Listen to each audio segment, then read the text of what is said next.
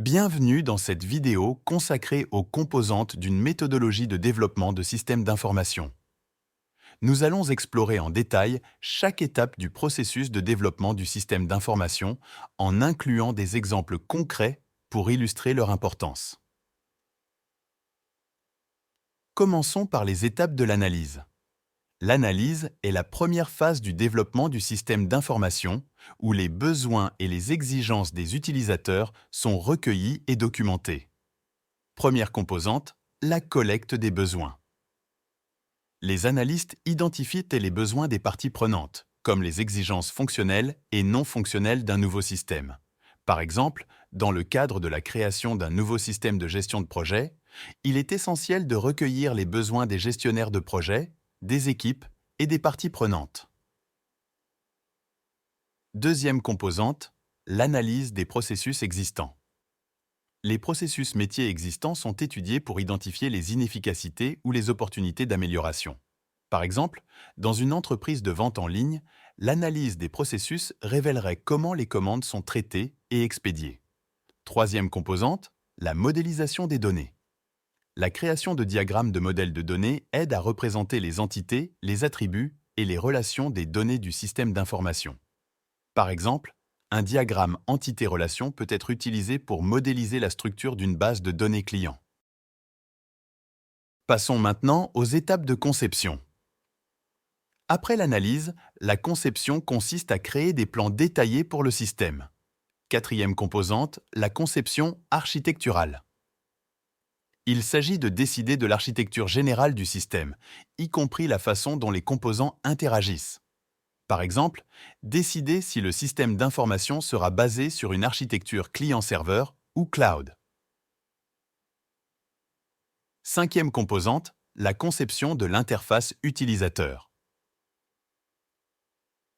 La conception de l'interface utilisateur définit l'apparence et l'ergonomie du système, en veillant à ce qu'il soit convivial. Par exemple, concevoir une interface intuitive pour une application mobile de suivi de fitness. Sixième composante, la conception de la base de données.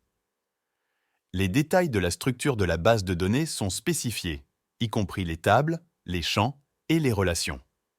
Par exemple, concevoir la structure de base de données pour un site de commerce électronique, y compris les tables de produits, de commandes et de clients. Passons à la mise en œuvre, qui concerne la création réelle du système. Septième composante, le développement de logiciels. Les développeurs écrivent le code source du système en utilisant des langages de programmation et des frameworks appropriés. Par exemple, créer des scripts et des applications pour mettre en œuvre un système de gestion des employés. Huitième composante, la configuration des infrastructures. La mise en place de l'infrastructure matérielle et logicielle nécessaire pour exécuter le système, y compris les serveurs, les bases de données et les réseaux.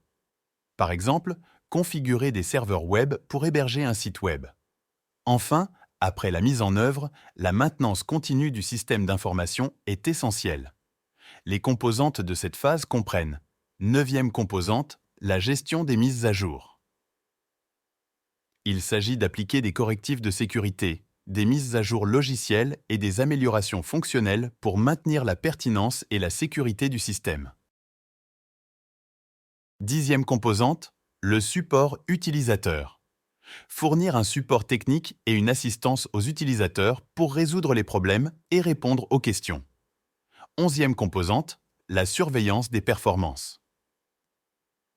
Il est essentiel de surveiller les performances du système d'information pour détecter et résoudre les problèmes de performance comme les temps de réponse lents. Douzième composante, l'évolution du système. Il s'agit d'adapter le système d'information aux changements commerciaux, aux nouvelles exigences des utilisateurs et aux avancées technologiques pour assurer sa pérennité. En résumé, les composantes d'une méthodologie de développement de systèmes d'information sont des étapes essentielles qui guident le processus depuis la collecte des besoins initiaux jusqu'à la maintenance continue du système. Chacune de ces composantes contribue à garantir que le système d'information est développé de manière efficace, fonctionnelle et évolutive pour répondre aux besoins de l'organisation.